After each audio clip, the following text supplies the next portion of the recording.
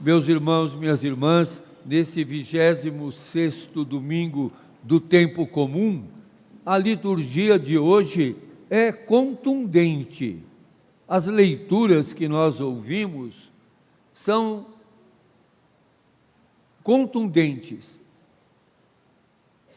É interessante que muita gente diz por aí: fez discurso político no altar. Aí eu diria: nossa, o Amós fez discurso político na Bíblia. Porque se você ouve aqui o que o Amós está dizendo, qual que é o discurso religioso do Amós? Ai dos que vivem despreocupadamente, que se sentem seguros nas alturas da Samaria, os que dormem em camas de marfim e deitam-se em almofadas, bonito, não é? Comendo cordeiros do rebanho, os que cantam ao som da harpa, bebem vinho em taças e se perfumam com os mais finos ungüentos, e não se preocupam com a ruína de José. Esse Amós, vocês já tinham ouvido falar do profeta Amós? O Amós, e ainda ele diz: por isso eles irão agora para o desterro, na primeira fila, e o bando dos gozadores será desfeito. O Amós fazendo discurso político na Bíblia. O Amós chamando a atenção dos poderosos, daqueles que estão em camas de marfim e que dedilham músicas, bebem vinho e se perfumam, e não se preocupam com a ruína de José. Mas eu vim na igreja, não foi para ouvir isso, para ouvir a ameaça do Amós para os poderosos, quando muito eu poderia perguntar onde é que ele comprou a cama de marfim e esses preciosos perfumes, para que eu possa comprar também. Eu não quero saber e não vou perguntar para o Amós, nem para os poderosos da Samaria, aonde é que está esse José, que está na ruína. Não quero saber de José nenhum. Eu quero saber onde é que compra a cama de marfim e os perfumes finos e as harpas que são dedilhadas. Pois é. E ainda comem cordeiros e novilhos. Qual é o discurso religioso do Amós? Talvez no Evangelho vai nos ajudar a entender os que vivem despreocupadamente. E aí alguém ainda poderia dizer: mas esse que vive despreocupadamente trabalhou, ele merece, ele tem um bom salário, é porque ele merece. O José é um vagabundo, por isso que o José está na pior. O que está de boa aqui é por mérito dele. Ele trabalhou, ele fez emendas parlamentares, alguma coisa ele fez. Ele ganhou na loteria, ele teve sorte, ele tem bons amigos. Por que você vai achar ruim que ele está na cama de marfim? E que ele come do bom e do melhor e usa o melhor perfume? Ele merece. E você vem defender esse José, que não quer nem saber de nada? Por isso que Paulo vai dizer na carta a Timóteo: não foge das coisas perversas, procura a justiça, a piedade, a fé, o amor, a firmeza, a mansidão. E ainda diz: combate o bom combate da fé, conquista a vida eterna. Como é que se conquista a vida eterna? Aí o Evangelho e Lucas, nesse capítulo 16, é um trecho contundente e já bastante autoexplicativo, quando ele diz aos fariseus. E por que ele disse isso aos fariseus? Lembram que Jesus falou, e nós ouvimos, não se pode servir a dois senhores? E os fariseus riram quando Jesus diz: não se pode servir a Deus e ao dinheiro. E os fariseus riram, debocharam de Jesus. Quem eram os fariseus? Eram os influencers daquela época. Os fariseus eram os influencers daquela época. E os fariseus riram de Jesus, porque disseram: falou besteira, vamos fazer um programa contra Jesus. E eles fizeram muita coisa contra Jesus. Principalmente o que eles tentaram foi desacreditar Jesus, desmoralizar Jesus. Eles tentavam de todo jeito colocar Jesus em dificuldade. Por isso Jesus conta para eles esta história. Havia um homem rico. Toda vez que no Evangelho de Lucas Jesus fala de um homem rico, vai dar ruim. Essa é a terceira vez. Jesus fala: um homem rico vai dar ruim.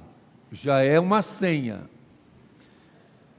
Que se vestia com roupas finas, parece aquela turma que o Amós falou também, e elegantes, e fazia festas esplêndidas, todos os dias. Não era uma vez por semana, não, nem era dia sim, dia não, era todos os dias, diz o texto. E um pobre chamado Lázaro, não fala o nome do rico, mas fala o nome do Lázaro, do pobre, como Amós falou o nome do José. Então a gente pode até chamar José Lázaro ou Lázaro José. Os dois, o que está se ferrando lá na primeira leitura é o José, e aqui é o Lázaro. O Lázaro cheio de feridas, quer dizer, castigado por Deus, cheio de feridas, estava no chão, justamente aonde? Na porta do rico, daquele que se vestia com roupas finas e elegantes, e que dava festas esplêndidas todos os dias. E o que esse Lázaro queria lá? Matar a fome com o resto que caísse da mesa do rico. Os ricos farão tudo pelos pobres, menos descerão das suas costas. Isso a gente vê até hoje. Os que estão despreocupados, que não querem mudar a escala 6x1 e que não querem isentar de imposto de renda até quem ganha 5 mil. A gente continua do mesmo jeito. O rico e o Lázaro pobre esperando as migalhas caírem, e o que vem são os cachorros lamber suas feridas. No tempo que Jesus viveu e contou essa história, os cachorros eram considerados animais impuros, por isso eles que se aproximam daquele que está na desgraça, que é o Lázaro. E aí vai dizer aqui, o inexorável na vida de todos nós. O pobre morreu e os anjos o levaram, como era a crença deles, ao seio de Abraão. Morreu também o rico e foi enterrado. Os anjos foram buscar o Lázaro, mas deixaram o rico na mão. E lá, onde eles acreditavam que os mortos iam, que era o seio de Abraão, ó surpresa inusitada! Quem é que o rico vê bem do lado do Abraão? Aquele chato do Lázaro, aquele enfiridado, empesteado do Lázaro, aquele fedorento do Lázaro que ficava na porta da casa dele comendo lixo. Ele vê bem lá do lado do Abraão. Ele vai dizer, mas que confusão, não é? E ele é tão piedoso, esse rico, que ele chama o Abraão de pai. Pai.